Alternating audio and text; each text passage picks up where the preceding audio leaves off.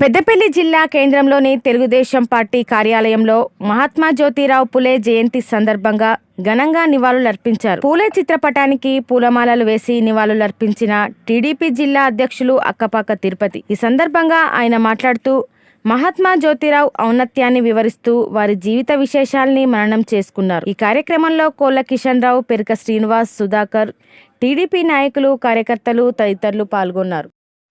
ఈరోజు పెద్దపల్లి జిల్లా తెలుగుదేశం పార్టీ కార్యాలయంలో మహానుభావుడు జ్యోతిరావు పూలే జయంతి కార్యక్రమం నిర్వహించడం జరిగింది. జ్యోతిరావు పూలే ఎంతోమందికి విద్యాభ్యాసం ఇచ్చి ఈ దేశంలో ఒక ప్రపంచానికి ప్రత్యేకంగా గుర్తింపు తెచ్చి వారి సతీమైన ఆయన జ్యోతిరావు పూలే గారి ఘనంగా నివాళులు అర్పించడం జరిగింది.